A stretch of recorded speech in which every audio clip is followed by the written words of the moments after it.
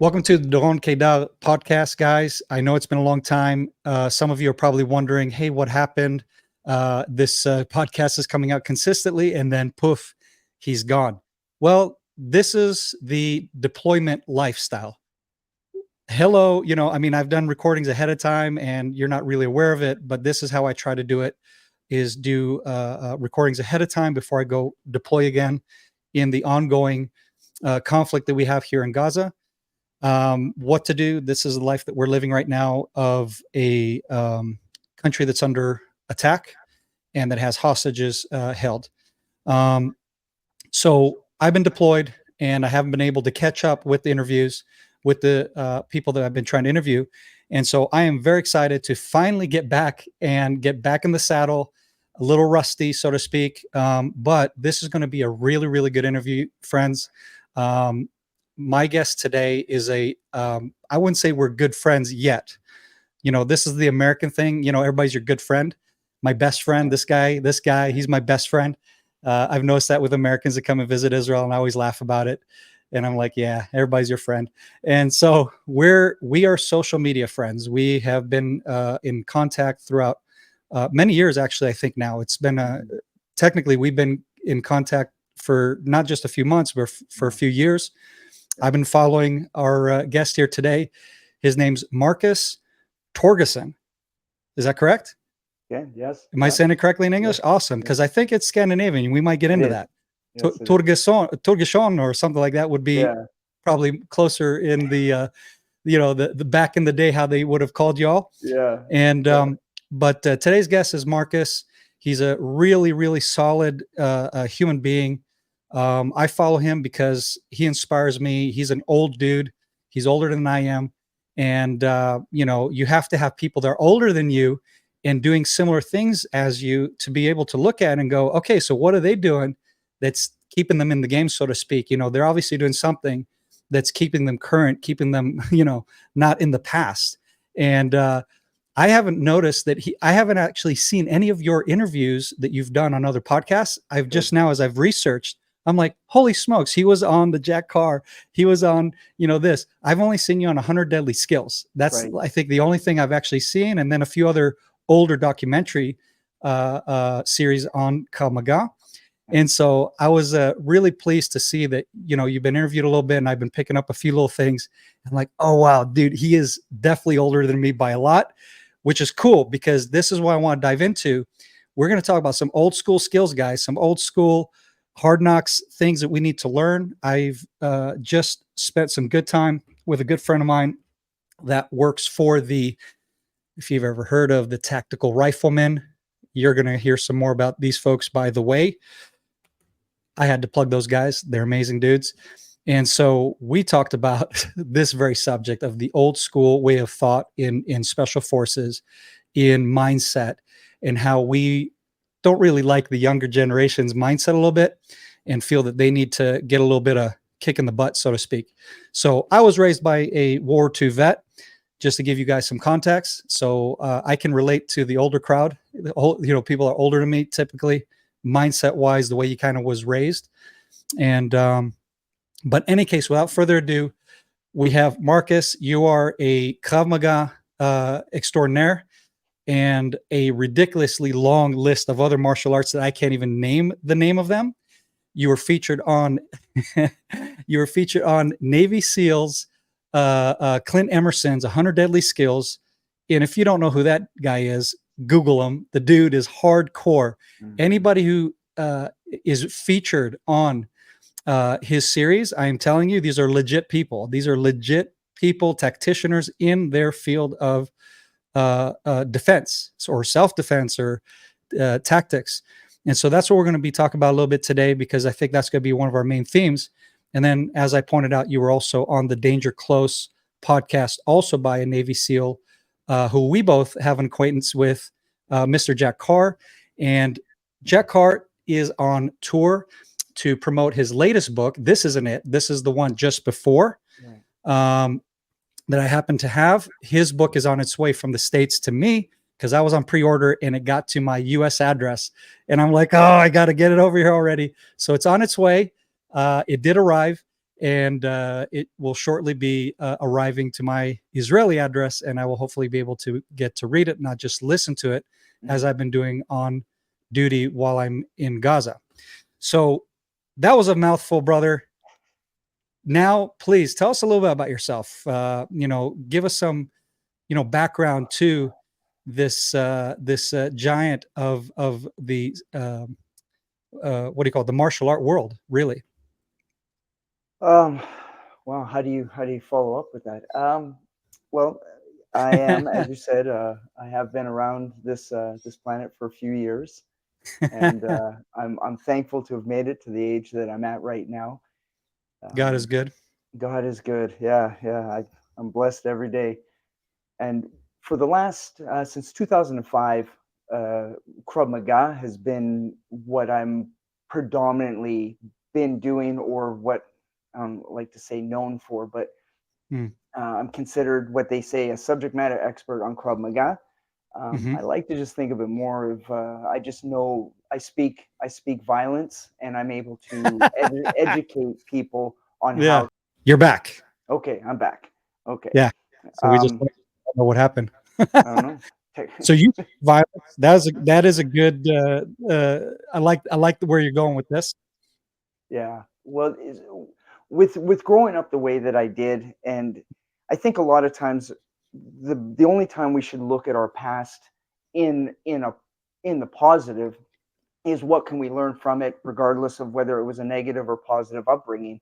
And I've been able to utilize the negatives in my past to help me speak at a certain level with men and women of all ages and social backgrounds on what to do when evil decides to knock on your door. And now, um, Krav Yeah. Maga is I will always have an open heart and piece of me that goes with Krav Maga when people say, "Well, what system should I take?" and which is the best. And I'm frustrated when I hear the word best, because there is no best. However, Krav Good Maga answer. has one purpose, and that Yeah. is to allow normal everyday people the freedom to be able to fight back against evil in a small amount of time, and you don't need to be some athletic genius at doing it. Hmm. So that's and now I retired from my job of Krav Maga teaching a couple of years ago, but it's still a part of me when I do workshops and whatever. I can't sit there and say, well, now I'm teaching something new. I've just really simplified the simplified, so Hmm. that every man and woman, when they deal with common everyday violence, they have an opportunity to create the opportunity for escape. What got you into Krav Maga? So in 2005, I was restless. I was not training in any martial arts. I was just lost. For the Hmm. lack of a better word, I was lost. And a What, good like friend just of having a mine. crummy time in life kind of deal, Yeah, yeah. It was just, and the where poor you girl I reached that was wall and dating, right? She was mm, like, "Look, you are miserable." And because I'm a yeah, personal trainer by, there's two jobs I've done besides teaching martial arts. I've either been a personal trainer or I worked in nightclub security. And right, those are not, they're not the best jobs for keeping a positive mental uh, mindset. yeah, You're constantly giving out yeah. yourself for your clients, and then nightclubs, there's just never It's anybody that extremely says violent. yeah, Yeah, you're looking at the worst of people, which yeah, I think that goes where any time that alcohol, men and women are put together, you're going to see the worst in people. sure. So I've been as exposed to I that, so it's nasty. Yeah, it you is know, nasty, right? in It my is. industry of executive protection, I've done one time, Uh, one event right. at a nightclub, and it was Oh on New Year's Lord. Eve, and because I don't celebrate New Year's Eve, okay, I'm not Okay. a New Year's Eve guy, Yeah. and but in Israel, a lot of secular people are all into and we call it Sylvester, which is ironic because Sylvester was an anti-Semite that Right. that Right. persecuted Jews, and and so people are like, so why you guys call it Sylvester? It's actually because the religious Jewry or Jews Yeah. decided, oh, let's call this celebration that's going on in the Western world, let's call it something negative to try to get Jews to not Does not do- celebrate. It's the and so today Jews who are celebrating, they say we're doing Sylvester, but they have no clue who They this no guy clue what the is. background is. They just know it means it's New Year's Eve. And so so I got conjured into this stupid thing, and man, I was like, there's no way I'm doing this kind of a job ever. Yeah. It was nasty, man. It was really nasty. Well, yeah, babysitting and having to babysit one or two individuals specifically as well. In that, I mean, you have not just a handful, you have 2-3 handfuls of problems that can pop off at any given time, and how many, you've got a team of 1 or 2, maybe 3, maximum 4, right? Right. Like, it's just, it was the best job I had that gave me tools later in life for de-escalation. Now, Exactly. Yeah. if I'd had the skills that I have now back then, well, I would have had a completely different experience. I didn't a few have less broken bones. and just embarrassing moments when you're fighting for no reason, right? You're just ego driven. And quite honestly, and I don't mean this with any shame or condemnation for myself, but I was drinking at the time too. So, when your brain is not in a good place and you're doing a job where you're supposed to be on par, I mean, you make bad decisions when you're inebriated, or there's any thing you're ingesting that's compromising your skill sets. But it was a good job. And it really has helped me give tools. Well, it's helped me every day. If I do have somebody who's a jerk, I'm able to deflate it quickly in a way that doesn't put me in harm's way. And and especially with the way the world is right now, it's just different than 20-30 years ago, which is, and look, the people in the 50s say that they had it better than the people in the 30s, and every generation thinks they have it better. We're just at a very unique time in our society. Globally, it's a weird time. So you were in this really crummy time in life, right? Like you're saying. Yeah. And then something took you towards the path of Krav Maga. What was that? Like, I'm just what? A good friend of mine had converted to Judaism, and we were passing, and he said he actually ended up becoming the guys who go in the restaurants to make sure everything's kosher. Oh yeah. Oh, kosher. We call it mashgiach kashrut. I don't know what it is in English. Yeah. And he had said, hey, you know what? You got to try this Krav Maga stuff. It's really good.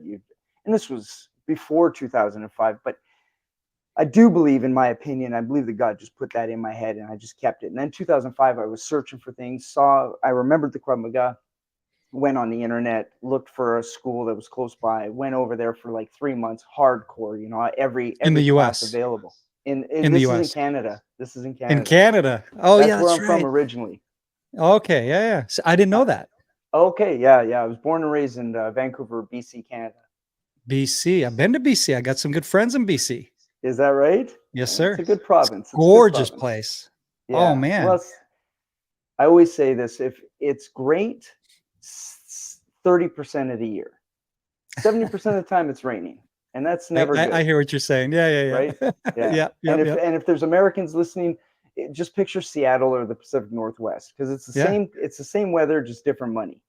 Yeah. But I was getting caught up with it. It was great, but there was something just not vibing. And I'd already had my own martial arts school. I'd already taught. I'd had 20 years of experience. Something didn't feel right. I remember coming back, and the lady I was dating said, "What's the problem?" I said, "I don't know. Something isn't right." And we went on the internet, and I saw the International Krav Maga Federation based in Israel.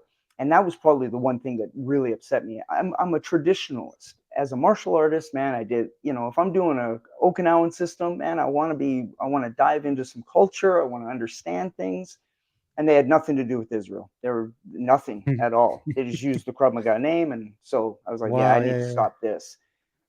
And through some very strange events, which I can only give to the above because there's no other reason for it, I end up emailing a guy. He says, we have no instructors in Canada. That guy ended up going to San Diego. This time frame is important. So 2005 in March, I'm like, I'm not doing this anymore. By July, I'm in San Diego for a weekend seminar.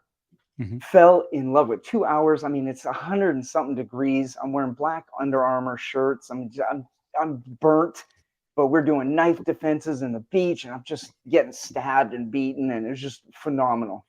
Where's this at? In San Diego, just In San Diego. yeah, just off, not by Coronado, but on the beach. Mm-hmm. We were just having a great time. So I talked to that guy. I'm like, hey, I don't want to be an instructor. Like, I fought it, Doron. I fought it so hard to be an instructor. I didn't want to do it. I just wanted to be a student. Mm-hmm. He's like, well, you know what? We have one guy that's involved with Canada. Talk to him, see what happens. So he emails. This is 2005, before we have what we have now. So I email. His name's Avi Moel. And Yeah, he said, well, I'm going to be in Canada. I'm going to be in Canada in August. I'm like, okay, Canada's big. Where are you going to be? He goes, Montreal. I'm like, sweet. Okay, for those who don't know, Vancouver, Montreal is like New York and Los Angeles. Okay, it couldn't be further apart. Exactly. So I end up flying in Montreal. I a whole bunch of adventures. I get to this house, and for anybody who's been in Israel or been with an Israeli family, you'll understand what I'm saying. Some of you won't understand. I knock on the door. I hear screaming in the background, kids running around. And this guy answers the door. He goes, hello. I'm like, hey, I'm supposed to see a guy named Avi Moya. Now, I'm in a suit, brother. I'm in a blue suit. It's 110 degrees in summer in Montreal because I wanted to make a good impression. You're such a Westerner. I love it. So I get in. He goes, hello. Israeli's house. They're running in. Kids are running around. I'm like, sensory overload. Yeah. So I go. I shake Avi's hand. I meet his wife, Lamore, and got their and he's baby probably in with a t-shirt and flip flops. Yeah, pretty much. Pretty much. And we talked for 10 minutes, 10, 15 minutes. You know, the good thing that I've gotten from the Israelis is, let's get to the point, man. Let's get to the point. We don't need no fluff. And he said, well, what do you want? No yalla. Right? Yeah. And so he says, okay, if you want to do this, then come to Israel in October, stay with me for a month and become an instructor. And I said, I don't want to be an instructor. He goes, that's the only way anything's going to happen. Mm-hmm. So I went back home to Vancouver. I said, here's what told the girl I was dating. I said, well, he wants me to come spend a month in October, the month of October in Israel to train and do my certification. Mm-hmm. So thank you, credit cards. And so I fly in October to Israel. I land just before Yom Kippur. Wow. And I stayed there a month. And this is where the above is in on this. Mm-hmm. So Avi trained me for my certification, for my instructor certification, by myself. I was the only one. Really? You didn't have in a bunch the of 40 plus years he's been training. What's that? You didn't have a bunch of foreigner students from all over the world. No, I had nobody. I mean, if today you were doing that, that's exactly what's going to happen, right? Yeah, it's you have everybody. But you're not going to have a one-on-one with the main instructor, period. No. Even if they're like the bottom of the barrel. Yeah, you're never going to have it. Never. Yeah, no disrespect to any individual in their, but that's the reality, right? That is the reality. And he is since then, like before me and after me, has never ever had a one-person instructor course ever. Yeah. It was an incredible experience that really opened my eyes to a whole bunch of things. And then there was a huge adventure when I came back and coming back to Canada, and my eyes are opened and having to deal with I hadn't understood what racism really was against the Jewish people. And so since that time, 2005 till I think the last time I was there was just before COVID, so 2019, I was going there. Plus I lived there for a year. So, Israel is a massive part of my identity as a man, as a human being. I've got enough of Israel all over my body to, if there's anybody that's not quite sure, I'll take off my clothes and you'll see exactly how much of Israel is a part of me. That didn't come out right, but you know what I meant. I know what you mean. Yeah. So that's pretty cool. It's a great experience. It's a great system, great country. And more or less, that's pretty much how I got involved with Krav Maga. So that's awesome, man. Let me ask you a question. Mm. While you were here in Israel, did you Mm. witness any apartheid? No, you know, and remember, I try to keep like open with a lot of things. Mm-hmm. There's just certain facts you just need to, and this is why I tell everybody, come to Israel. Yeah. Spend a month. Spend a Yeah. month, walk around, get to see what's going on. And Yeah. you'll have a different viewpoint than what the media and or anybody else is spewing your way. Thank you. That's exactly it. You Right? know, I had a conversation with a Green Beret that went and I mean he went on record. I'm not going to mention his name. I've already have, and there's no point of like just dragging his name through the mud because Mm. we had a very somewhat respectful conversation offline. Yeah. In some ways, I wish it was recorded and went public Mm. because I think it's important for people to understand that even though you have a background, you know, special forces, Mhm. whatever, um, you don't, those people are not an authority on anything. They're If they human haven't, beings that went to a school. exactly, unless they were embedded in that reality itself Mhm. that they're talking about, that they have an Mm. opinion about, like in this case, he was talking about Israel and he was Mm. talking about apartheid and he was talking about war crimes. And I was trying to set him straight and be like, listen, bro, with all due respect, like if what we're doing and what we're committing is war crimes in this current conflict, which by the way, for the folks that have been watching these podcasts, I've addressed this. But here are the newer numbers as far as bad guys to civilian casualties. We're looking at 3-1, three Mhm. bad guys to one civilian Mhm. Mhm. in the most complex battlefield warfare there is in modern times. Yeah. I don't know of any war that's been fought in our modern times that is, Mhm. it comes close to what we've encountered in Gaza. Yeah. And so, you know, as far as statistics are going, and again, I don't like to talk about people's lives like it doesn't matter. Okay. Mhm. For me, one Palestinian who is a non combatant, who is, had nothing to do with anything, they were not assisting the Hamas guys Mhm. or promoting in any which way, you know, their armed conflict against Israel.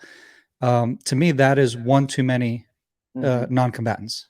Just Agreed. one.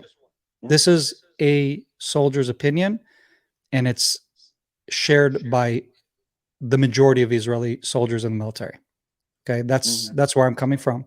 Mhm. So it really bothers me when I'm being accused of things that are just ridiculous. And Mhm. so at the end of just a long conversation with this gentleman, I just finally said, look, because I said, where are you getting your facts from? I don't understand. Like you're Mhm. saying things that are so outlandish. Like Mhm. I got very like stern with him. I was like, bro, Mhm. no. Like Mhm. what you that is a bold-faced lie, bro. You know, I'm Mhm. not calling you a liar. I'm just saying what you just said, that is not factual at all. Right. And then finally I was like, look, come to Israel. Yeah. It'll be my treat. Come here. I will arrange for you, you know, stay and travel, and I will make sure you get to see everything that we're discussing. Yep. Not going to take you to a one-sided experience. Mm-mm. I'm going Yep. to give you the full, you know, both sides of this conflict experience to the best of my ability.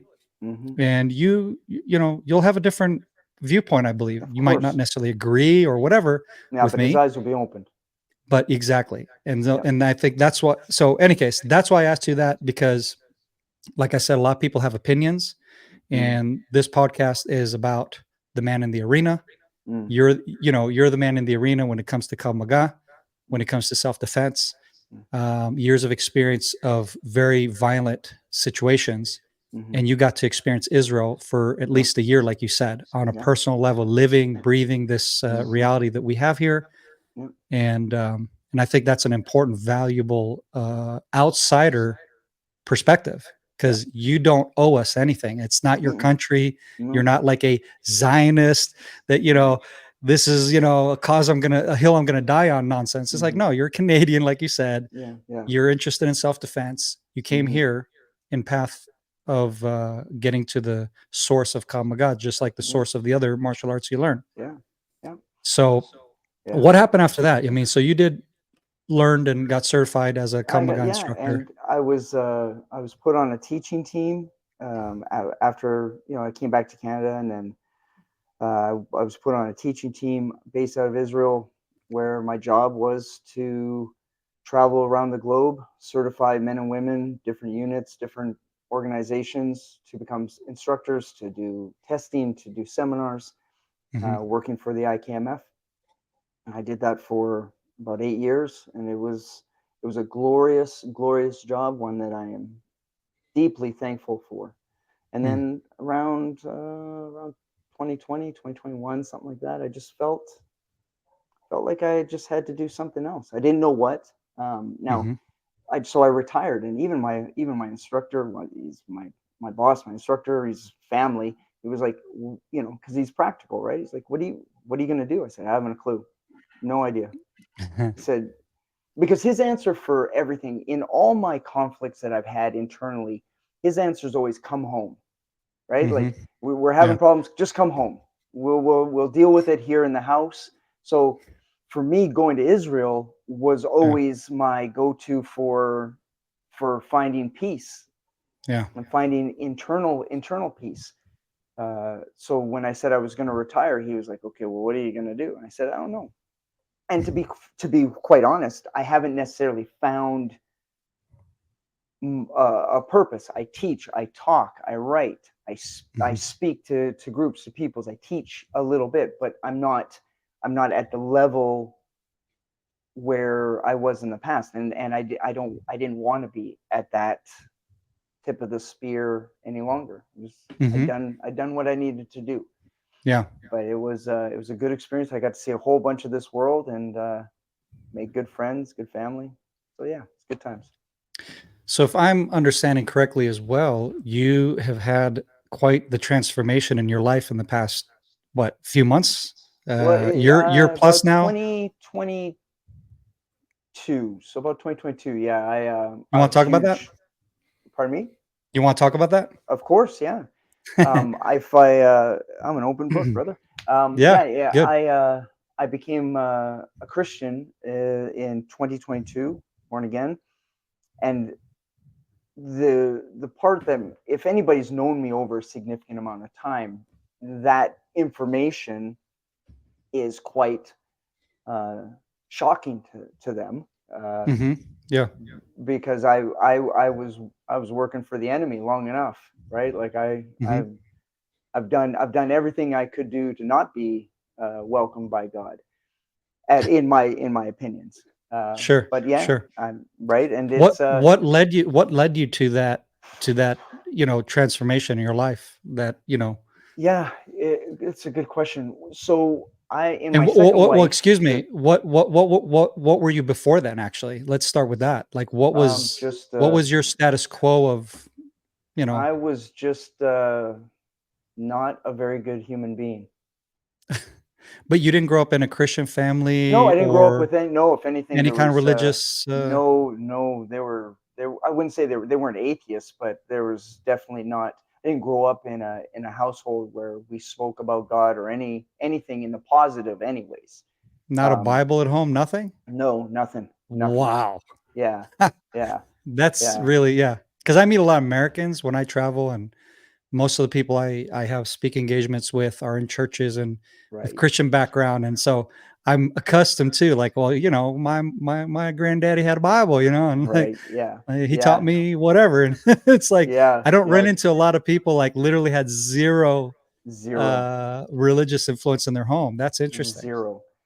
And Huh. this is why when people ask about a testimony, and they're like, okay, and they think they only want to hear about after I was baptized, or how I grew after I came to Mm. Jesus. The Yeah. ironic part is my testimony is based on the amount of times God was with me my entire life. Hmm. Yeah. Tons and tons of times where I should be dead. Yeah. Bullet should have, like, just a plethora of things that could have been, Mm. that didn't. And that's where I get my strength. Now, the reason I gave I came to my faith. I had gone through a divorce in 2019, and I ran away. I was running away from Texas to Arizona because I was embarrassed and ashamed. And second wife, I can't, blah blah blah, all the shame and Sure. condemnation. Sure.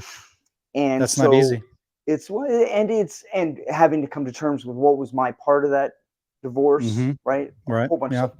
Now Manning I up. know, because of my faith, God needed me away from that scenario and needed me alone. So because if I was in Texas, I wasn't going to be alone, and I wouldn't be hearing anything that he had to say. He got me alone. I had a great roommate, former Marine. He was just awesome. But my actual reason for it was a good friend of mine. His mother died, and she was truly an angel on earth. And the first thought that went to my head was, what if I don't see her in heaven? That was the very first thought that went through my head. What if I don't see her in heaven? Yeah. And now in the months and years moving up to this moment, my heart was not closed off, right? And my heart wasn't hard. It was just perplexed. And it was conflicted because of all the things that I'd done in my past working for the enemy. And I say that, and people are like, well, you're not really working for the devil or Satan or the enemy. Well, when you're doing bad shit, you're sure not working for the big man, right? Like, right? Like you're making a choice. You can't be on both sides of the fence. Yeah. So you're either over there or you're over here. And so you're so black and white, man. You're so black and white. Well, and you're not being inclusive here, brother. I know. And the ironic part is, and this is, if my ex-wives ever hear this, they're going to be like, he didn't change. He is black and white. The only thing I'm black and white on now, truthfully, is my faith. That is it. Everything else is in the gray. I'm just more, I got to have more compassion and empathy because it's been shown to me, and having compassion and empathy, realizing I got to love people where they're at, not where I want them to be. Now, that being said, if it's a domestic violence situation and you're getting beaten up by your husband, don't love him where he's at, throw a beating on him back and escape. So I don't want anybody to get it twisted and be like, oh, wow, he's all peace and love and true and grooviness. I'm not. When it comes to violence, courses of action, let's go take care of business and get out of there. 100%. However, my life is about it's in the gray, man. It's in the gray, except for my faith. It's black and white, simple. And I don't judge anybody, right? Like you don't want to believe, cool, don't believe. I would love for you to believe, but you don't, good, it's okay, right? It's not my job to hit you with a Bible or, take the Torah and smack you in the face with it. It's not my business. Do what you're going to do. Now, if you want to talk or you want to have questions, I'll do my best to answer. But, and that transformation that's happened inside has been the greatest gift I've received. God has given me talent to teach, just great gifts. But the best gift he ever gave me truly was having my heart open to living this path that I'm going down. Yeah. So during your time in Israel, did you have any kind of spiritual, like, awakening of any kind or inclination of any kind? Or I don't know how to explain it, but most of the folks that I hang around with, come from the US, have a Bible believing background of some sort. Right. They usually have this kind of like a spiritual encounter at some point on their trip. Right. Did you have any of that, or was it just pure, learning and being immersed in the culture and just everyday things? I'm glad you asked that question, because people have asked me since, are you going to go back? And when you go back, are you going to look at things differently? It is what I felt was, because you end up going through Jerusalem, you go to all the places that Christians go to when they come to Israel, Sea of Galilee, and go to, for me, going so you to did Masada, that at some point I in did your all trip, that many, you got many, to see many, all, many. I went, and because my job over there was also, we would do travel and training where we would go to different places, do a little Krav Maga, Mm-hmm. educate and empower people on what's going on in Israel, and here's the history, Mm-hmm. So I've been to most of the places that Christians go to. Mm-hmm. I didn't have any kind of awakening. However, I knew I was on holy ground. So I don't have any religious anything, but I know that I'm on land that is different than anywhere I've been in the world. Mm. Right? Like I Interesting. went to I went to the Great Wall. And when you're walking along the Great Wall, there's just a different feeling coming from wherever you're on that wall. Like it's just different, right? Mm-hmm. Like you can't deny it. And there's Yeah. certain places around the world that have that feeling. Israel is a country. Your feet are touching holy land. Mm-hmm. Um, Now, because I didn't have any faith when I was in Israel, I wouldn't say it made it easier. It's just because I absorb a bunch of the Jewish faith, right? I'm Mm-hmm. observing Jewish holidays. I'm Mm-hmm. observing Jewish customs. I believe that during those 14 years of going to Israel many times and living there, that God was able to speak to me through through all of the traditions, all of the holidays, just the Jewish nature of love and family, Mm-hmm. which is something that I didn't grow up with, and it Mm-hmm. was very strange for me. I didn't understand it, and it Right. really helped me grow into the believer in God that I am now, because I have 14 years of understanding conflict and anger and frustration Mm-hmm. and love. Yeah. Yeah. Wow.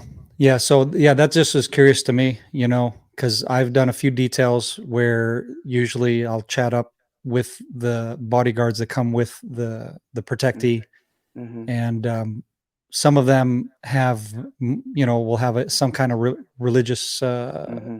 background of some kind, and Mm-hmm. we'll be like, oh, this is cool, whatever. And then you have those guys, they're like 100% secular and just like, Mm-hmm. yeah, yeah, big Yeah. deal. And it's Yeah. so weird to me because I'm like, really? Nothing? Like, Yeah. nothing? Yeah. Like, bro, Yeah. like, do you Yeah. realize where we're at right now? Yeah. And, Yeah. Yeah. and Yeah. so, No, so, no so, kidding. so I just love to kind of see how, people react differently. Mm-hmm. Um, for me personally, I grew up in a very faith-based home. I grew up actually in a Christian Zionist home. Oh, So my interesting. father was a World War II vet. Mm-hmm. He grew up in Washington D.C. Mm-hmm. and all his buddies were shipping away for the war, for the Mm-hmm. Second World War. And I have some of those. What do you call them? Um, those cards that they send. Like it's a picture and there's something written on the back. Mm-hmm. Um, Postcards. Postcards. Yeah. So like they're sending them postcards, from, whatever base they're shipping off from. Right. And, they're telling my dad, hey, we're having a great time. And, you need, would have been great if you joined us. And so my dad's 15 years old at the time. Mm. And, he then decides he's going to join his buddies. So he lies about his age. Mm-hmm. And what really, really got him was that Jews were being murdered by Nazis. Mm-hmm. Once he heard that, and with the little, um, you know, the Jewish people are God's chosen people Mm-hmm. spiel he got at home. It's not like they were a super Zionist home, to my Mm-hmm. understanding, from what I could dig up. Mm-hmm. Um, that motivated him to go and fight and to defend the Jewish people. Yeah. So he did his 3 years. After 3 years, he, at 18, the war's over, right? Yeah. And so uh, he then becomes a contractor in the 70s Wow. because he starts to work as an electrical engineer in the United States. He starts selling televisions in Washington, D.C., one of the first TV shops and whatever, and then works his way up into basically all the big building boom in Fort Lauderdale, Miami, Mm-hmm. and a lot of the government buildings and hotels. And some are, or a lot of them are still standing till today, actually. Outstanding. And so his friends from the war are like, hey, there's the Sinai Agreement, and we're, trying to get guys like yourself who are qualified in a high level of electrical engineering that will be able to manage all these projects, at least the electrical part, the plumbing, each one, they're different areas of expertise. And so it was a good friend from the war that pitched it to my dad, knowing he was he was really crazy about Israel. So he left his first wife and my older sister at the time. She had just finished high school, and he moved to Israel by himself. Wow. And that's how we ended up here. I mean, that's like the short story, so to speak. Right. And yeah, so I grew up with a pro Israel mentality from a Christian Zionist background, Right. and then ended up in foster care, and long story. But then I ended up in the military, and then both my wife and I, who also grew up in a Protestant home in Sweden, we both ended up going through Jewish conversion after we'd been married for many years and whatnot. And that was through my military service. There was a program where they, for Israelis that served in the IDF, that you can go through this speeded up conversion course, so to speak. Because the concept is you're laying your life down for the nation. And if your mother is not Jewish, but your father is, you're in a social problem in Israel where you can't get married, right? Legally. And so then you start to feel like a second class citizen kind of thing, like what, I'm an outcast. Like my dad's Jewish, and my whole, the whole side of his family, grew up in Israel, you know what I mean? Like what? And so it was a really cool program that they basically solved for that. But I fell in between the cracks because I'm like neither here nor there. I'm like totally an outsider, but born and raised in Israel, and basically grown up here as this outsider, but never saw himself as an outsider. I'd been circumcised on the 8th day, like the halachic way, in a home with a there's a person that receives you, who takes the honors of the sandak and the whole 9 yards. And so it was just a very complex situation for the rabbis too, because they're like, wait, you did what now?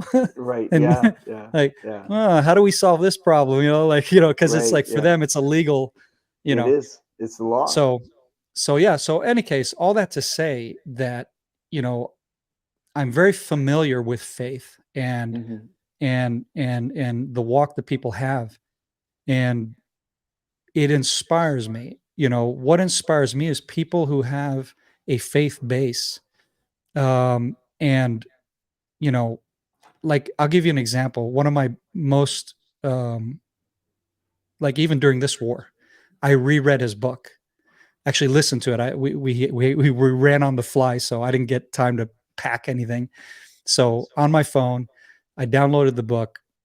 I have his copy here that I was given years ago by some friends of mine when I was speaking in the States. And, oh, you need to read this book. It's about Navy SEAL. I never read books by anybody who, because they were Navy SEAL, you need to read this. I'm like, who cares? Okay, good for them. That's just me. You know what I mean? I don't get sucked into that kind of thing. No, they either write because they're a good writer, or there's a story to it because they're who they are. Exactly. And so it's like, and I'm not a reader. So for me, that's a very big ask to read anything. But in any case, I got into this book, and it was Adam Brown's book. Oh, Fearless. Thank you, dude. What a story. And you listened to it on the audio. On audio. So that guy that spoke it with his accent, it just makes it that much more. Yeah. And so that was like, so I'd read it twice through, and this is the third time during this war. Okay.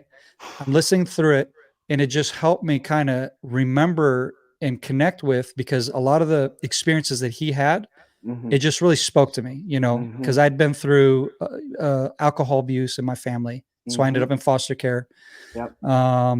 And the ministry I ended up falling into, that the ones who ran it, it was the Teen Challenge offshoot to Israel.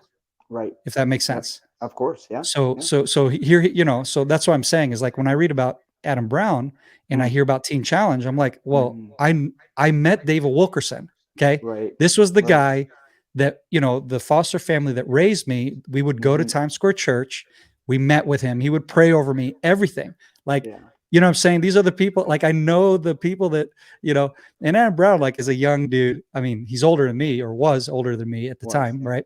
Yeah. But, like the people that are mentioned here, you know what I'm saying? There's like this Mhm. history that I can connect with. And I'm like, oh Mhm. man, I know what that's like, because through the work of the foster parents that were running and managing this drug and alcohol rehab here in Israel, and Mhm. just seeing how people from like a Muslim background, Yep. a Russian secular background, Yeah. Jewish, religious, like it didn't matter. All these Mhm. people were taken care of and Yep. treated the same, Yeah. but it was that faith that was helping them through the mess of their life.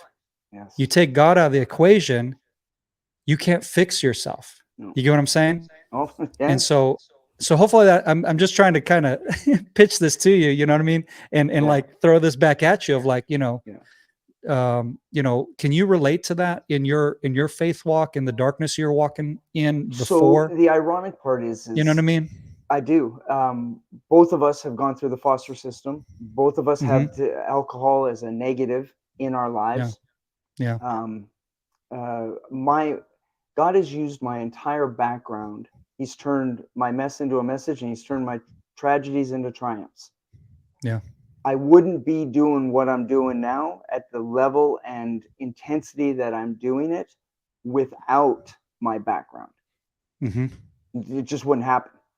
And the biggest difference, and this is what I hope some of your listeners will understand, especially any of them that can say, okay, I know what it's like to have alcohol in the negative in my life, or Mm-hmm. sexually abused, which that's happened as well, or Mm-hmm. any negative, right? Yeah. Which is almost everybody in the population. I have yet to meet anybody who has a perfect life, and the ones with the perfect life scare the shit out of me. Okay, there's something not right there. Well, that's my wife, by the way. She Your had the what? perfect life. Yeah. Yeah. Right. But then she married me. You know what I'm saying? Right. Well, so she upgraded a little bit, and that's good. She has good Uh, taste. yeah, but you know what Uh, I'm saying? But I hear what you're saying. And and I think when it comes to yeah. faith, and Adam Brown is one of those guys. Just going with him, his Yeah. book was challenging for me because I'm a recovering alcoholic, and Mm-hmm. listening to all the things that he went through. I went Yeah. to in Arkansas. I went to his grave. Um, Mm. just his story. There's you know team guys, right? Like Mm-hmm. that environment, and I think that any of the guys that I know that are team guys will not hate Yeah. me for what I'm going to say, but it's long live the brotherhood is kind of fabricating, gone now, and a lot of times they're eating their own, right? Yeah. Yeah. Yeah. So Sadly, I right, hate seeing sadly, that. right, I hate and seeing I that. By the way, and in truth, SF guys are doing it, everybody does it. recon guys, it doesn't matter, man. The Sure. military in general is self-eating because leadership and what have Sure. you. So, but Sure. that's, anyways, we're going to leave that alone. But my point was, when you have one guy who, when his name is mentioned amongst other team guys, new guys or old guys, they all have the same feeling inside them, whether they went overseas with him or not, whether they Mm-hmm. were anywhere near him. That's just a guy that constantly made a positive impact on whomever he was around. Yeah. And his faith was a massive part of that, and you Yeah. cannot deny it. And this is a screw up we're talking about here, by the way. Buddy, So it for was, anybody who doesn't know the story, you read the book Fearless. oh, It's a yeah, great book. I yes. forget the name of the author off Eric, my head. Eric, and it's a B. And forgive me, Yeah. Eric. It's just I think there's an H in there, and that's why I Yeah. can't Yeah. pronounce his last Yeah. name. But I'll he's put he's the written great books. I'll put in the description of the YouTube clip Yes. for people to have reference. Oh But yeah. yeah, Eric is such a good writer, and Yes. the way he just captured, the those stories in such Oh, heartbreaking. such a yeah.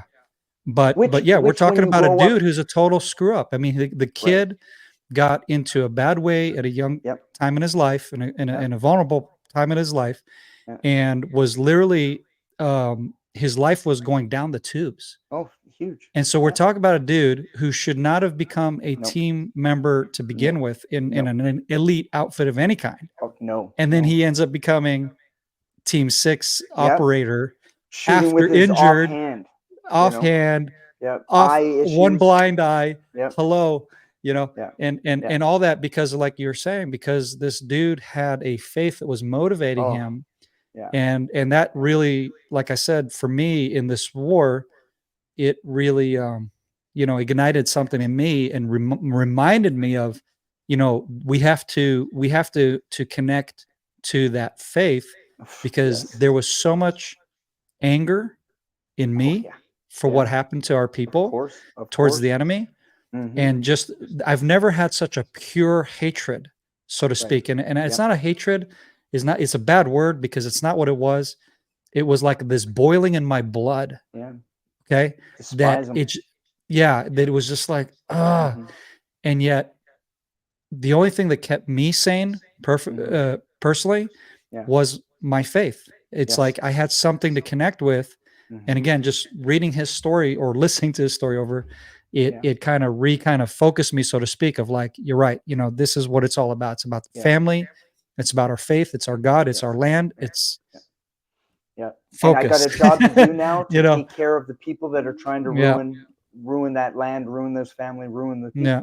Yep. Yeah. So that super inspired me. And, it was a a well needed, connection, talking about family, kids, this, Yes. that, right? Yeah. This, the tender warrior, which is also Yeah. mentioned in the book. It's Mm-hmm. another book written by, I think he's a Green Beret, background, who's a pastor today. And I Is that contacted right? him, by the way. Yeah. Okay. I emailed him and he emailed me back. I mean, like, it was super cool. Outstanding. And just wanted to let him know. I said, hey, I heard about the reference that Adam Brown had read Tender Warrior. Mm-hmm. And then I decided to read your book. Yeah. And I wrote him basically saying, hey, I really appreciated your book, because it was, I had a lot of good tidbits to learn from that and to get that. And Yeah. another really cool former warrior for the U.S. military. Yeah. Yeah. Yeah. Yeah. I've been pretty fortunate to meet a bunch of and in America, and it's really bad here in America, is if you're not a tier 1 guy, then, like, I've talked to a bunch of military guys, and I'm like, hey, served, right on, thank you for serving, and like, yeah, I was just and as soon as I hear I was just I've got to shake them. I'm like, have you lost your ever loving mind? You signed on the line, man, whether you were a cook or a mechanic or support system. The team guys, the tier 1 guys, don't work without support guys. So Thank you. Right? Like, Yep. it doesn't work. Yep. So you are as important, if not more important, because these guys couldn't sit there and do all of that stuff. Yep. And just the hierarchy and it's just look, man, if you served, and this is where it breaks, is when they're like, well, yeah, I served, but I didn't do combat. I don't have a combat ribbon or any of the other bullshit. I'm like, look, dude, you're talking to the wrong guy. One, I never served. So first of all, you're already one up on me. But more importantly, you fought for your country, which is the one thing. The one thing, my big takeaway when people say, what do you get from Israel, is the blueprint of mandatory service is something that every country should do. And now here in America, not that, and I've just had this conversation with a few friends, is not that Americans have to do mandatory service in a military unit, but our National Guard. Put everybody, do the National Guard, because the National Guard gets them the opportunity to go and see tragedies and see more of America, see more of, if they get a chance to go around the world, because the thing that'll cure our ignorance and our bigotry in this world is travel, is seeing the heartbreak of other people. Because then it's not a black, white, green, blue, this religion, that religion. It's human beings, because we're all one species. It's human beings needing help, and you helping and doing more for someone else because they're the same species. And we would have a completely different planet if there was no division and more working together. Now, I understand. Look, man, I've been on this planet long enough. The 3,000 years ago, 4,000 years ago. Look, we're fallen, man. That's how human beings are. We're going to have a gap in between, and racism is going to be around forever. And there's always going to be somebody who's a jerk to somebody else. Yeah. But my job is to, in that gap of where the enemy loves to sit there and rule one person over the other, is to be the gap of, you know what, cut the bullshit. You're either, and I try not to be very profanity laced, but the world is simple. You're either a fucking asshole or you're a good person. Mm-hmm. Because if you're a good person, there's a pendulum on good. What is good? Mm-hmm. You know, where's your heart at? Now, if your heart is in the way of, I'm not the best person, but yet you go and you help that old lady at the door, you're a good person. If you're like, oh, I'm a good person, but you really are pushing over small children and you're kicking handicapped people, then you're an asshole. And it doesn't matter what your race is, your color, your job, you're an asshole. Yeah. And if we can find more good in us, and I believe in more of the good than I will ever. I've seen the bad. I know what the bad looks like. It's way better. The cookies are not better on the dark side. They're way better on the nice side. And everybody should just sit there and try and be a little kinder to their fellow human being. It's not hard. It's not hard at all. Well, it takes effort. It takes you stepping out of your comfort zone to recognize the other, to see the other, right? Typically, because we're too busy, looking at ourselves. I'm behind this person in traffic. Right. How dare they, cut me off, right? Right. Because you're number one. Of course. And this is talking to myself. It's talking to everybody who's ever been on the roads.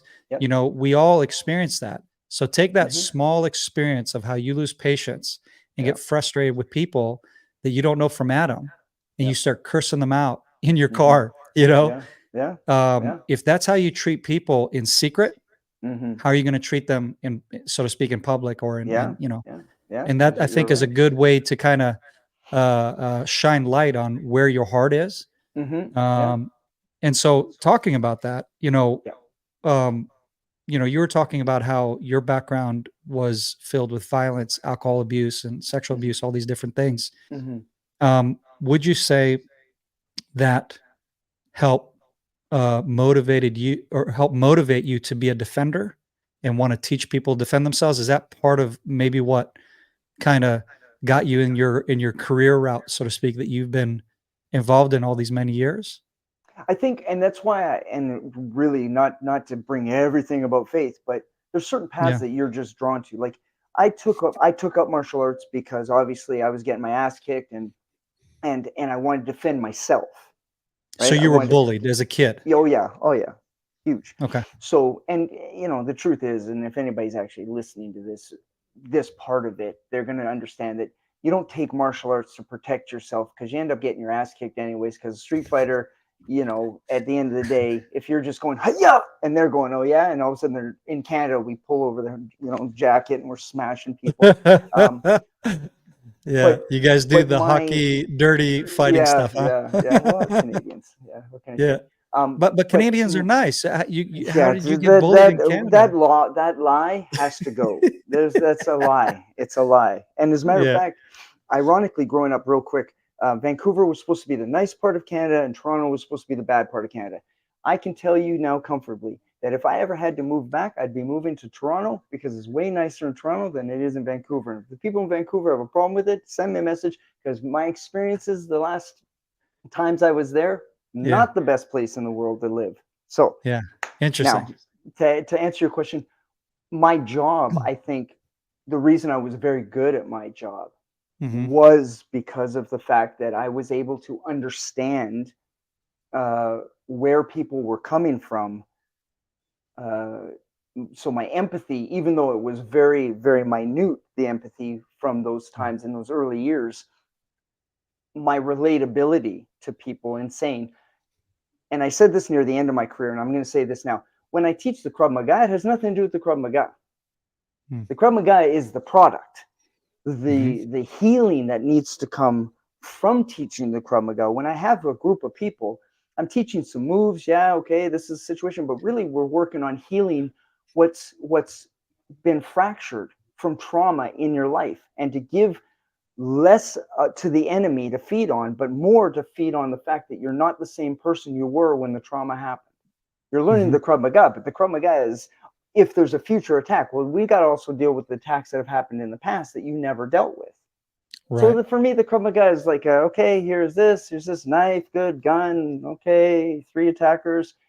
The empowerment and education that they get from it Yeah. heals the trauma that they've grown up with or had for Right. 10 years, 20, 30, 50 years. Right. And I think that this Because they is got beat up and they didn't mm, have the tools to be able to handle right. that scenario, and then they're Yeah, living life as a loser, so to speak. of course. Then you Yeah, give them tools of being a yeah, superhuman, yeah. and that helps them essentially overcome the trauma of being Right. that one that was abused. Is Yeah, that a good they way get to to kind of heal put the it? child inside. That there Mhm. was something that I saw that you right now are the person you needed when you were a kid. Mm. The Okay. person you are right now is the person you needed when those events happened. And there's obviously there's cases where that's not the case, but generally I can talk about you, I can talk about me, I can talk about probably a handful of people right now who would completely agree with that because of the fact that that's what ends up happening, Mhm. that you end up becoming who you needed as a child, for especially Interesting. for anybody who fights for other people. Yeah. I have to agree with that. So I got into instructing Krav Maga as well, by the way. Mm. I don't know if you know that about my background a little bit. It doesn't, Um, it's not like I'm surprised though, right? so so I started my Krav Maga experience in the military. So Yeah. back in 2003, I Mm. recruited late because I first went to I got married at 19, moved to the States to be with my father, who was towards the end of his life. Correct. My mom had Yeah. just passed away, and so I made a special request to get leave from my mandatory service. Yeah. Long story short, come back, start my military service late, so I'm like 22 years old dude, so to speak, amongst the Yeah. crowd of a bunch of young kids, Yeah. um, and that was my first encounter with learning a formulated self-defense. Mm-hmm. Mm-hmm. Because before that, growing up, being a little bit of an outsider, they saw me as the American kid Mm-hmm. because I grew up in the north of Israel with a bunch of dark skinned Middle Right. Eastern folk. Yep. So, that's why I always laugh when people talk about white privilege. I'm like, sure, Yeah. tell me all about Yeah. it. Yeah. I'll tell you about my white privilege, Right. how I got my, butt handed to me on the daily. So Yep. both at home, it became physical abuse when my father had been under the influence, which was Mm-hmm. really hard because off of the alcohol, my father was one of the greatest people you ever meet. Yeah. Big heart, great Yeah. human being. Mm-hmm. But when he was under the influence, it was like this demon came out of him, Yeah. and probably part of the horrors of whatever he had seen Of in war. I course. don't Yeah. know, Yeah. and it just spilled out, and I got the brunt of it. My mom got the brunt of it, and so get that at home and then get it at school, another dosage of, Mm-hmm. some more butt kicking. And it's just like, I'm sick of this. And there was this breaking point for me. I remember in school, I was being bullied for the umpteenth time. And I was not a violent kid. And Right. I'm still not a violent person. I wouldn't say I'm a violent person. I mean, I'm Mm-hmm. violent if I need to be, Mm-hmm. but it's not part of my makeup Yeah. to want to, hit Search someone it or out. even, Yeah. yeah, or want to wrestle. Some guys like to Mm-hmm. wrestle. I'm not that guy, you Mm-hmm. know? Yeah. Um, and so the breaking point was in my psychology was, hey, I'm getting my butt kicked. If I throw a punch, a kick, something, at least I'll make them remember Yep. me. You Yep. know what I'm saying? Mm-hmm. Like because I'll get my butt kicked any which way. So at Yeah. least try I'm to going hurt out them back. swinging. Yep. Yeah, going down swinging is a good Mm-hmm. way to put it. And that was such a freeing moment of holy smokes, Yeah. and it's like I discovered my superpower because I became a very lethal defender. I Right. could defend myself. It's like these bullies got their butt handed to them, Right. like on Yeah. the daily because they Yeah. kept getting bigger and bigger and bigger. Like, hey, go, send my relative and that relative. That's how it works here, Yeah. get the bigger Yeah. relative and the bigger That's right. Of relative, course. and Yeah. and And it's like they just kept coming bigger and bigger and bigger, and I could just Mm-hmm. kick each and every one of their butts. Still Yep. get my butt kicked a little bit more the bigger they got, Yep. but I got to walk away from that fight. You get what I'm saying? Right. Yep. And it was so empowering. And then again, like I said, back to the military, that's the first time I actually learned tactics, because up till then it was street fighting and Yep. just survival, Mm-hmm. legit. Because we got in Yep. like some very bloody street fights, like, Yeah. like what you'll see in like Cross and Switchblade, you know what I'm saying? Like Yep. New York Yep. City kind of streets. Yep. Not that extreme, but again, But it's like violence, that type neighborhoods. of violence. Yeah, chains, switchblades, Yeah. peeing blood and broken ribs from, one of your buddies' encounters with some serious violence. Yeah. I just ran faster. Yeah. And so, and then the military taught us how to have a formulated, self-defense. And that was, again, another empowering moment of like, Mm-hmm. oh, there's a technique here. If Mm-hmm. I do this, and then you try it out on each other, like, oh, dang, that works. And I Mm-hmm. was one of the few guys, in the Krav Maga sessions that wasn't doing this. You know how people do that in the first time when they get hit, they, Yeah. That's it. you know, Yeah. they Yeah. cower back. Yeah. And it was like me and this other dude who was a boxer who had been taking boxing growing up. So we'd spar, and I was like, he's not flinching. Like I go to punch him and he takes it. You know what I mean? Yeah. I'm like, dang. And then he swaps me real hard. I'm like, dang, that hurt. He's a smaller Yeah. dude than me, right?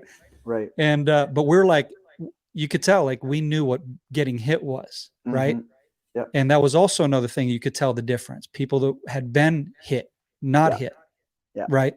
Yeah. Any case, I'm getting into like a little bit of a long, rabbit trail here. But the point is, that's, I think, what motivated me to get into self-defense, because then later I sought it out in being a bodyguard for the starting in the Israeli government system, Mm-hmm. and then getting into the private sector. And then I started learning an official Krav Maga. The system I learned was Commando Krav Maga with Moni Isaac.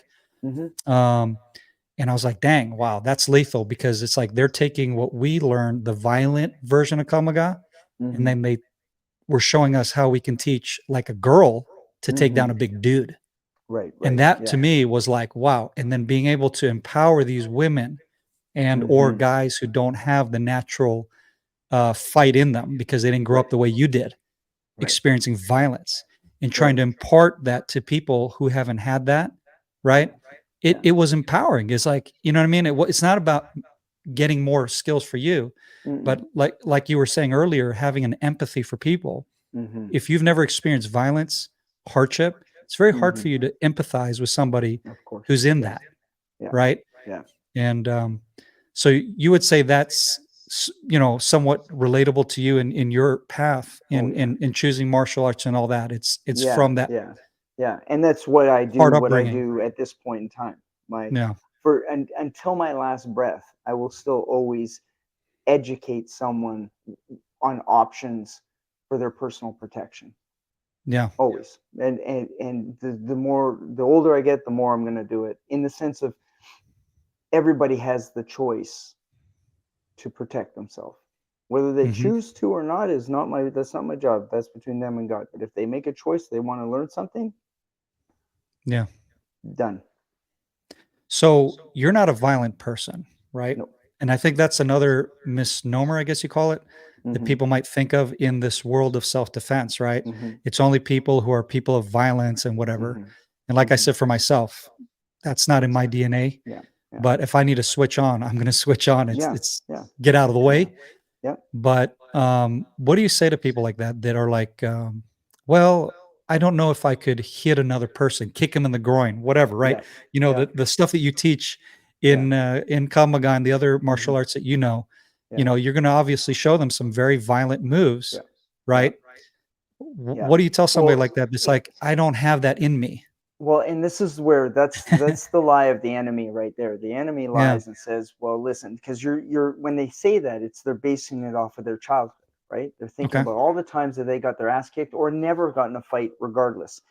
I'm going to use females as my example. However, it does apply to us as men. So when I have a female that says, you know what, I'm just not that guy. And my question is going to be simple. Do you have children and or nieces, nephews, some sisters, somebody who you care about? Of course, usually the answer is yes.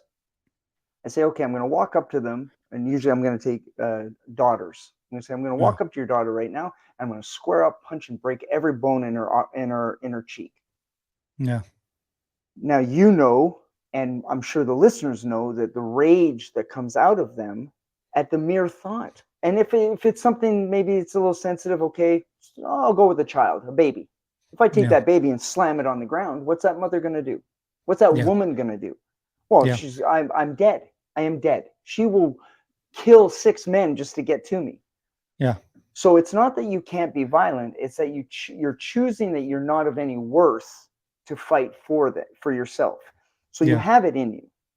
Now we just need to direct it to, if I don't fight for myself, I Hmm. cannot fight for those that I love. Yeah. And so when all it is reframing it to, how much are you worth? And again, the lie is, well, I need to do this and I need to do this. Well, you don't need to do anything. You're choosing to be violent to create an opportunity to escape. And this Yeah. is where people, unfortunately, they look at like what you do for a living, or law enforcement guys, or anybody who is not allowed to engage an enemy and run away. You engage Yeah. until they're down, neutralized, whatever verbiage you want to use. Sure. Or law enforcement, you got to wait for backup or whatever. You can't run away. For every one of the rest of us in the population, it's hit, take care of business, and get the flock out of there. It's not Yeah. stick around and be all cool and stuff. You get a small window, you take care Yeah. of business, and then you get out of there. And Right. if your kids Exactly. can't catch up, then they better sit there and learn to run faster. No, I'm just kidding about that last part. But That was a good one. so really, Yeah. everybody has it in them. We Yeah. have God-given abilities to fight back. Yeah. The hard part is getting through the lie of that they can't or Right. shouldn't, or any other lies that they've been told in their past. Yeah. I think that's good. And again, going back to my childhood, I had that eureka moment, right? Mhm. Of wow, you know, Right. by doing something, which then in turn turned into I dominated. I had no clue it was in me, Yeah. but literally I was dominating on the streets, Right. so to speak, Yeah. right? Yeah. Zero experience, zero, except for getting your butt kicked experience, Right. but zero experience in like technique or anything. But Right. it became a survival instinct that kind of got birthed or awakened within me. Mm-hmm. And so I try to use that with my students and just say, look, you know, um, you're probably not a violent person. You don't have to be a violent person. I don't expect you to be a violent person. In fact, it's best that you're not a violent person to Mm-hmm. begin with, Right. right? Yeah. Because if you do have to take that course of action in the event that arises, Mm-hmm.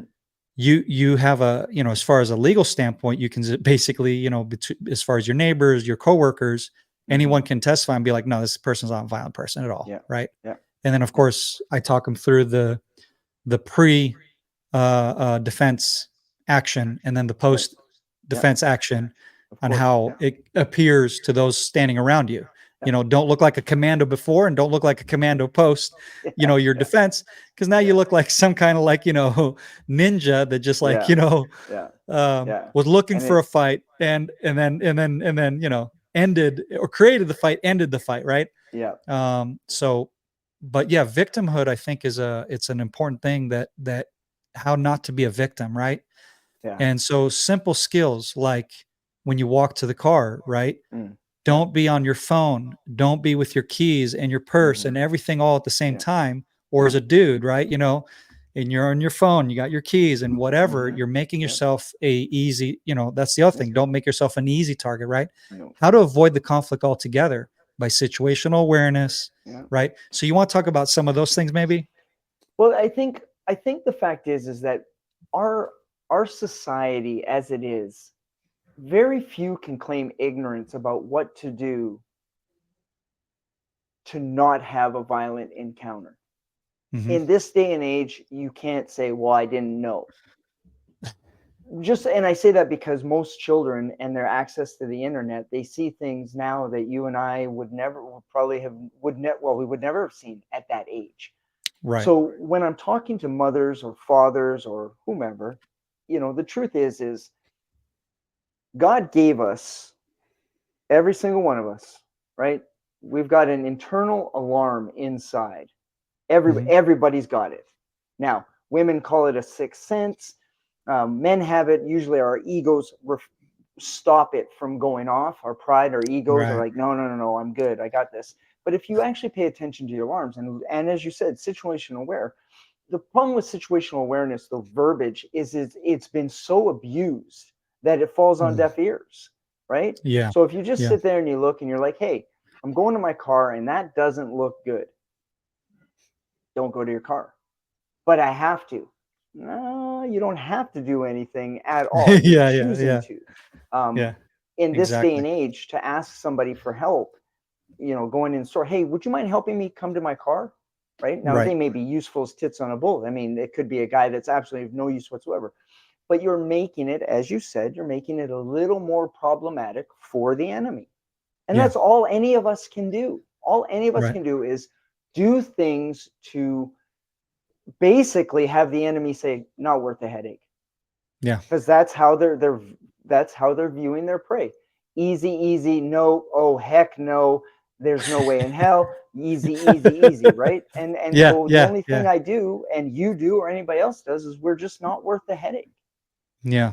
Right? Like Yeah. it's not like Don't be I'm an easy walking down the target. street being like this, Right. head on a swivel. I don't have my head Yeah. on a swivel, but I'm Yeah. aware of my surroundings enough. And now I'm not gonna lie, my phone is a challenge for me. I have to make that conscious effort to not.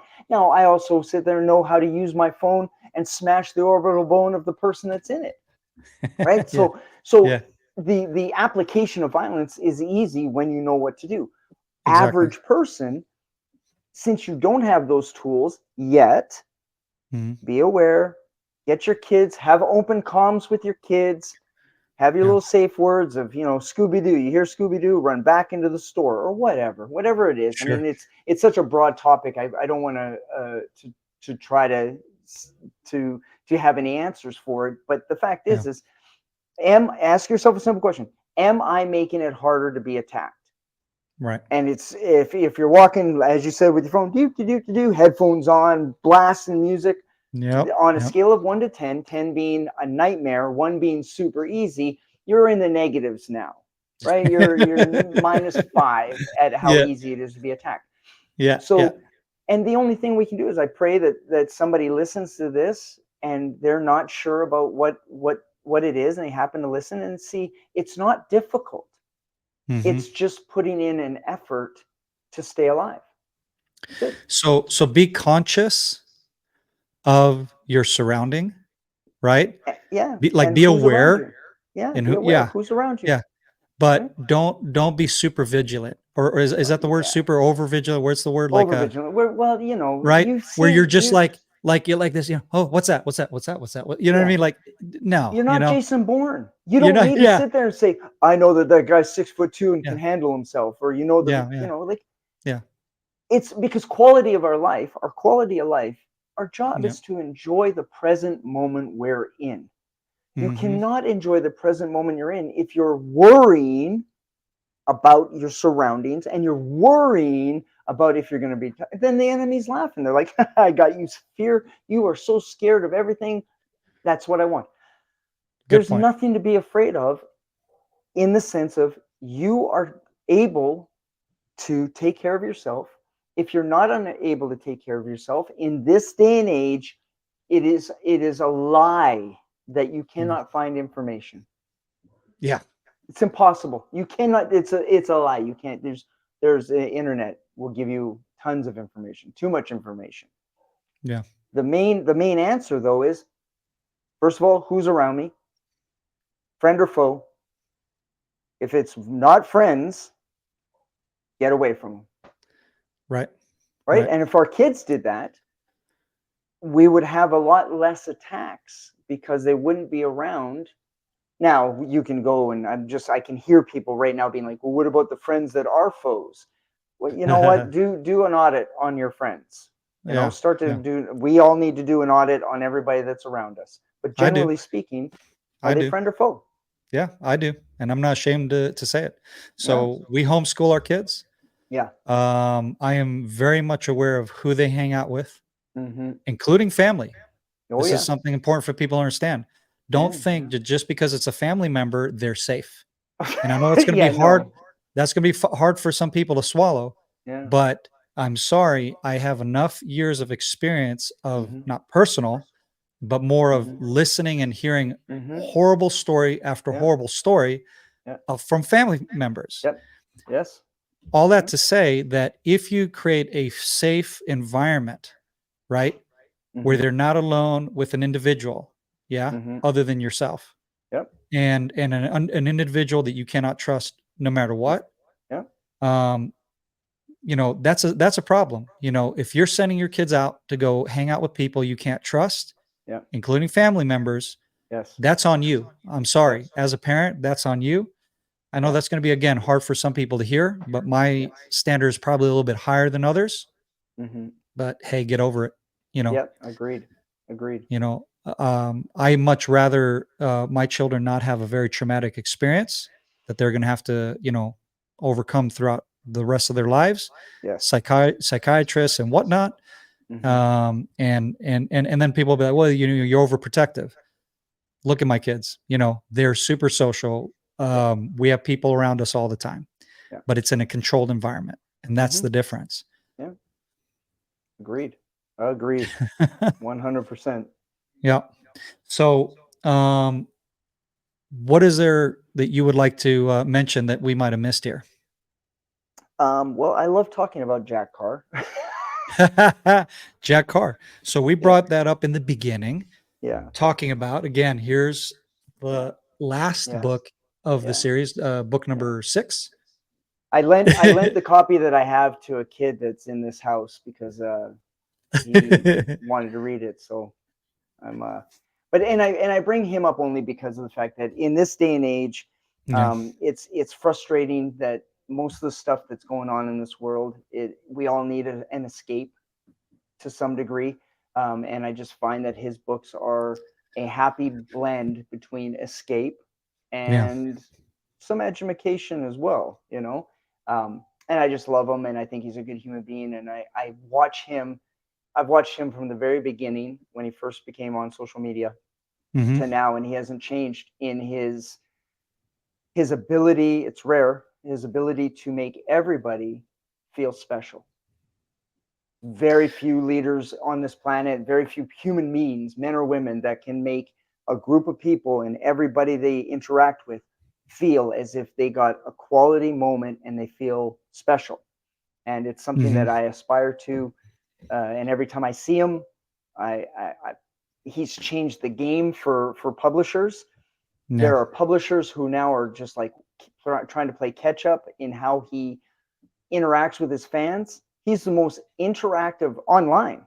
That man is a machine, Yeah. absolute machine in how he does things. And he's just a great family man and just a great human being. So anytime I can plug him, Yeah.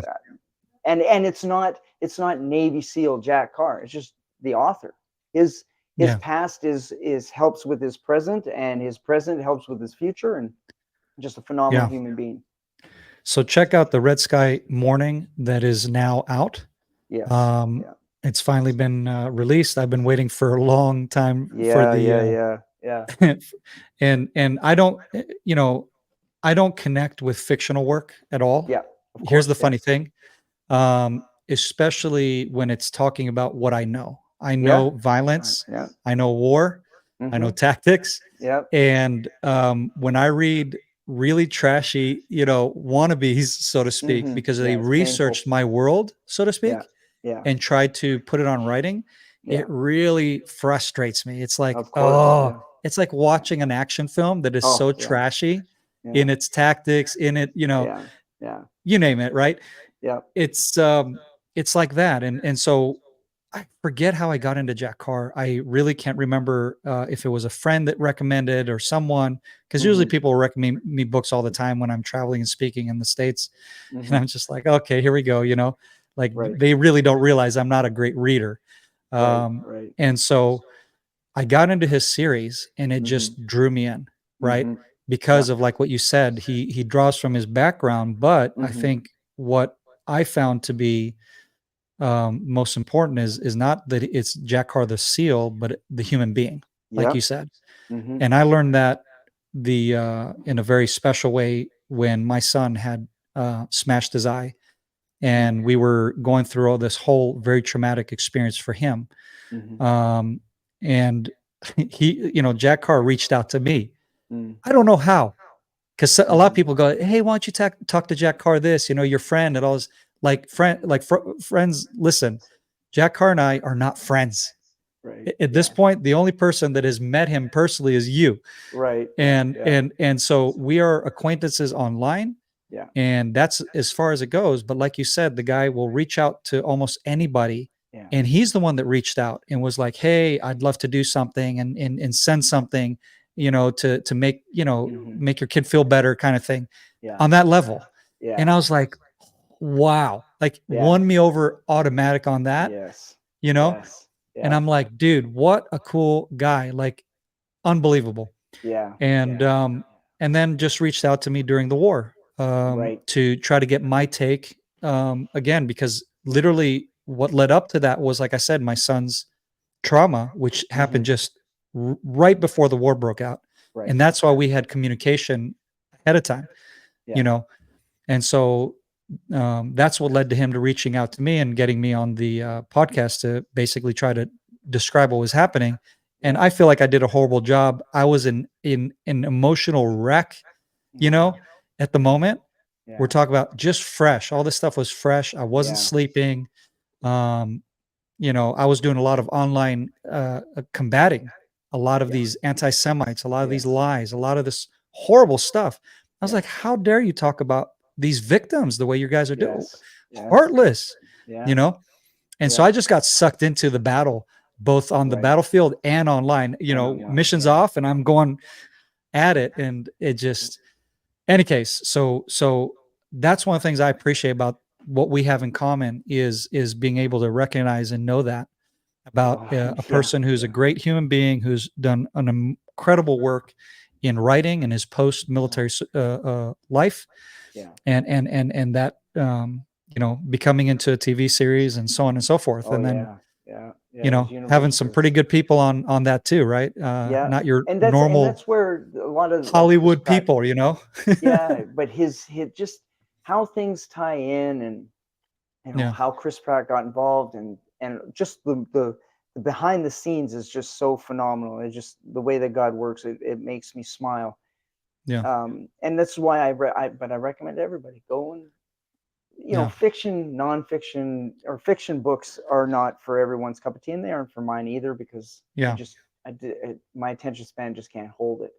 yeah. Um, but if it wasn't for him, he renewed my love of reading. Mhm. I read all the That's time as a awesome. kid, and then I shut down. I just didn't, for a whole Yeah, bunch of reasons. And so he renewed my love for reading. And then him and a friend of mine who's the editor of a magazine called Skill Set, who let me start writing some articles.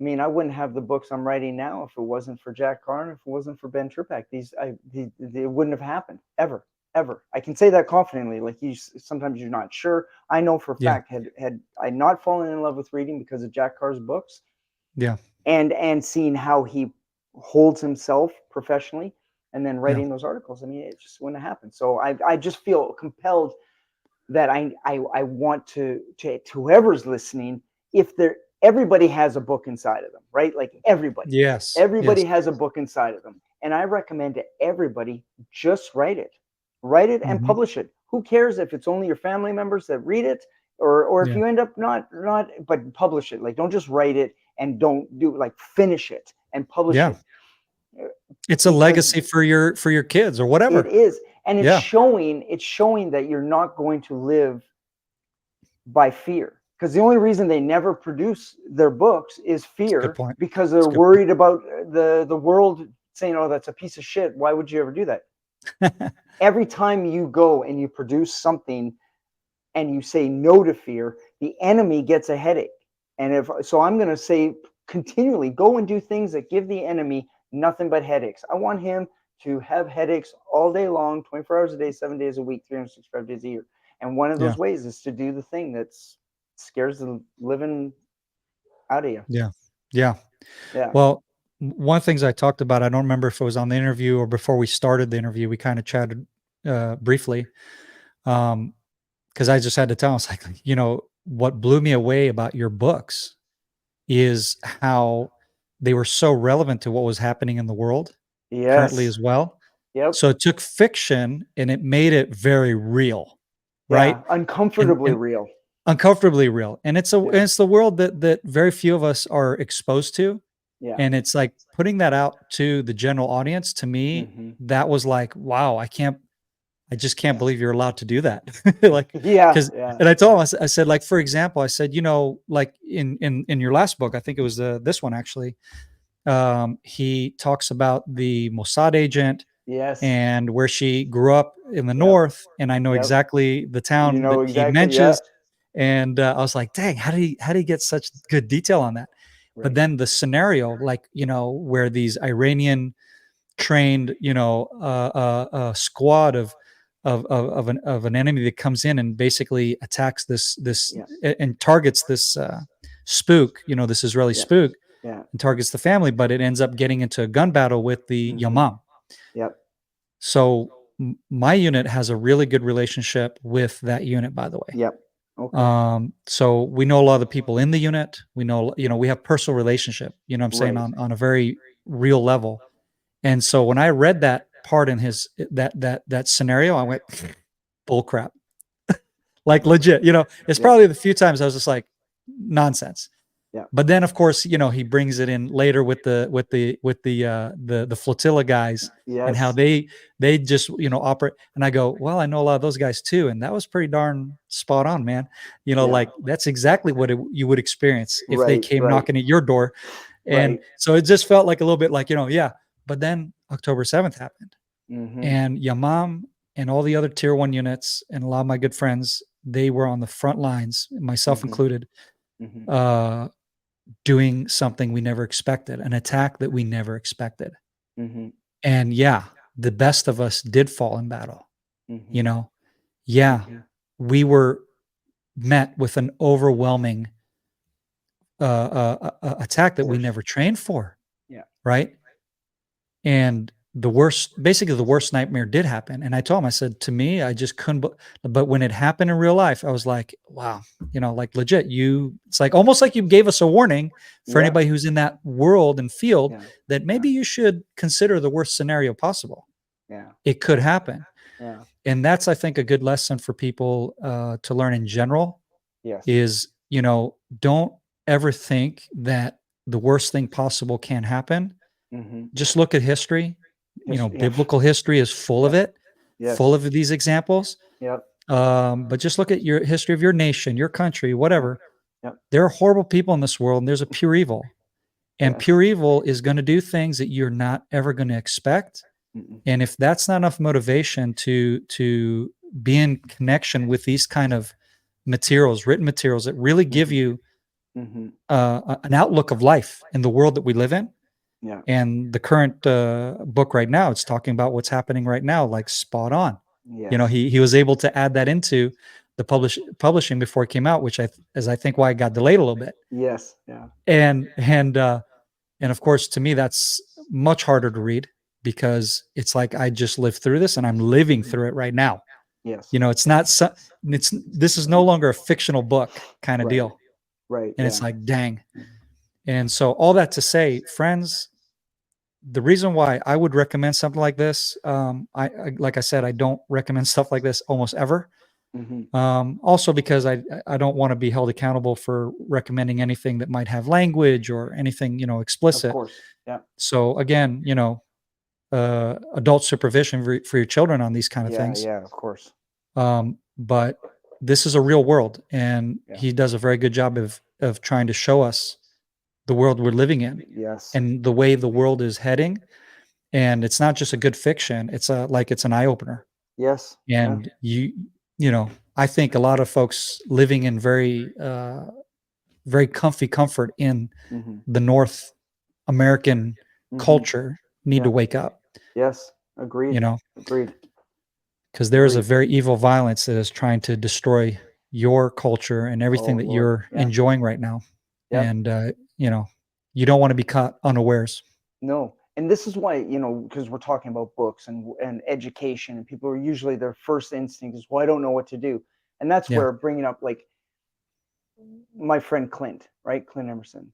His Yeah. entire his entire he's changed everything that he's done. Like his books, 100 Deadly Skills, all of them have intel that are important. His Escape the Wolf, important. Yep. He's got a whole network now of videos that are very easy to understand, and he's giving you realistic I'm just regular guide and getting basic training, just Yeah. skills that you might as well have them in your pocket.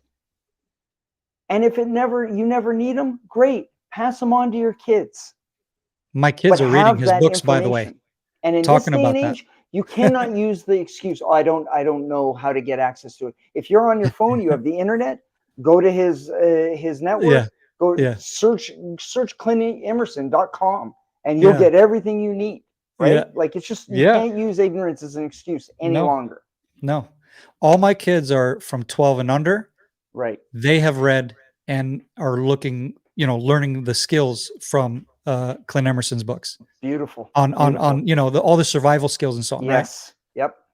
Yes. My kids are Yeah. reading it and they're like, "Hey dad, and what do you think of this?" And I'm like, "That's cool. It's part of their Yeah. homeschool curriculum." Yes. Good. By the way, Good. so plugging another Yeah. really good resource, Yeah. like you said, Yeah. it's Yeah. there. ClintEmerson.com It's is there.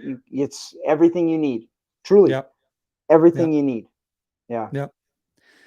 And then the series that you were part of.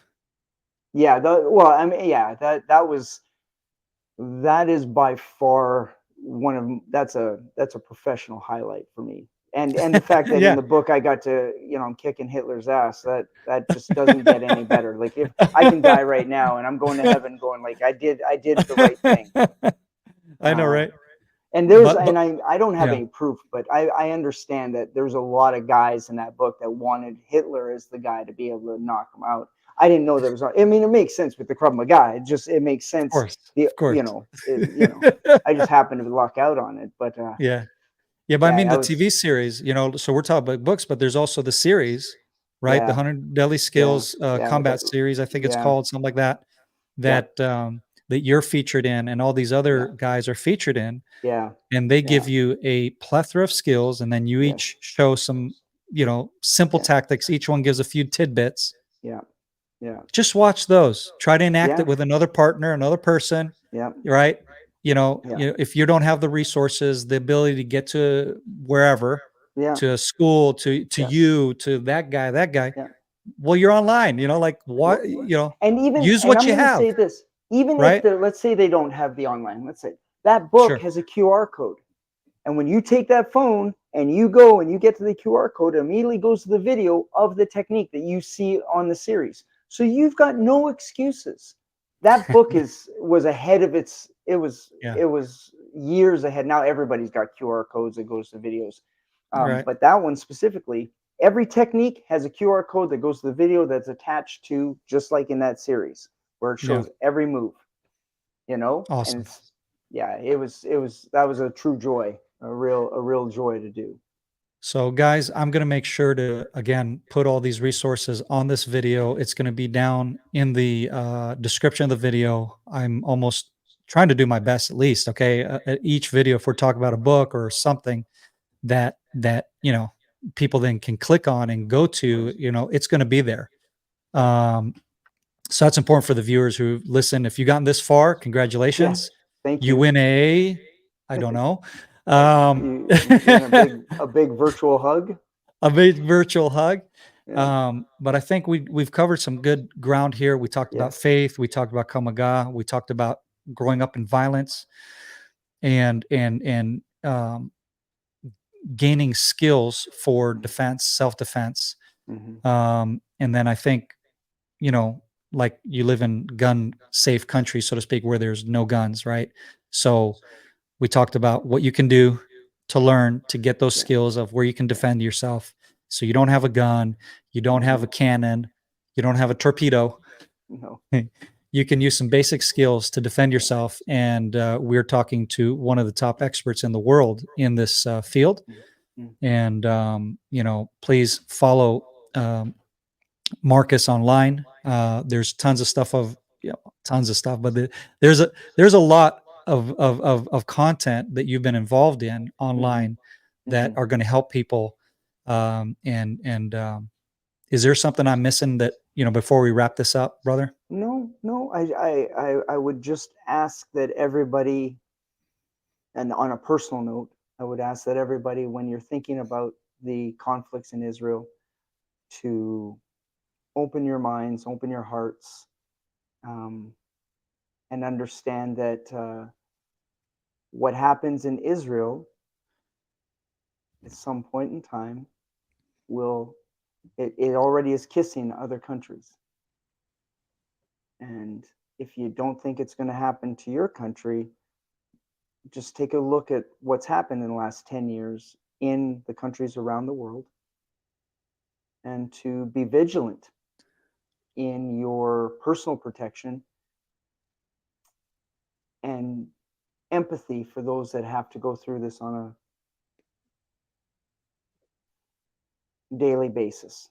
I'm going to put it that way. Yeah. I think foreigners forget, because they only get one piece of information. They forget that Israel is a country that is small, surrounded by people that don't like them. And I will say, as an outsider, it is the most beautiful country I've been to. So I'm biased. I admit I'm biased. But show love to Israel. It's a beautiful country, and they just want to live, man. Just want to live. And there's a lot of, I almost cussed. There's a lot of people that don't want them to live. And let's just remember that if an enemy doesn't want them to live, they probably don't want you to live either. Something that I think everyone needs to remember. It's easy for me, because if you have a problem with Israel, chances are you have a problem with America. So for me, it's easy. Yeah. And if we go by faith, for those of you who have a faith, they probably don't like you because of your faith. So regardless, just remember that there's evil in this world, and to not be so quick to believe what you hear. Get some information. Yeah. So yeah, that's it. That's awesome. I appreciate that, brother. I really appreciate you taking the time to do this. I know that we all have very busy schedules, and to try to nail you in to my schedule that is just off the charts lately is no easy task. And I really appreciate you taking the time. To me, this is a huge honor. I've been following you for, like I said, for a good while now, a few years, and seeing your content and being able to see how you were able to take Krav Maga and put it on the big stage, so to speak, through the different platforms, and doing it in a very respectful way, in a good way. Because again, just to give a disclaimer out there, there's a lot of marketed Krav Maga in North America, especially. I learned the hard way. I'm like, that is not Krav Maga. That is some horrible crap, And then I get a lot of hate from the military community who think that that's what I represent when they ask me, what do you know? Of course, and I'm like, Brazilian Jiu-Jitsu. No, I don't know that. I know, I don't know any of the cool stuff, Right. Yeah. And I really appreciate that. I really appreciate how you represent the community, the Krav Maga community, in a very respectful way. And I really respect you as a human being and being real with people. And that's why I want to bring to this podcast. This is why I want to bring to this episode is your heart, your experience. And hopefully those of you who've been listening, you are able to walk away with some tools, life tools, and resources that are going to help you if you're in a circumstance that you feel is above you. It's you can't find a way out. There's resources out there, guys, and you're not alone. You're not the only one that's ever experienced violence and sexual violence and or struggling with suicide. Yes. the guys I've been with have experienced some horrible things, and we've already had our first. I don't know if it's the only one. I hope it's no more, but we've already had a gentleman take his life after spending months in Gaza fighting, and just by not being able to recover from the trauma that he went through and that we're all going through right now. Yeah. If you're in that place, guys, there's people you can talk to. Perfectly Wounded, again, talking about another book. I just couldn't believe, when I heard the bad news, after all that he'd been through. Mike, forget the family name. Day. Yeah. Mike Day. Yeah.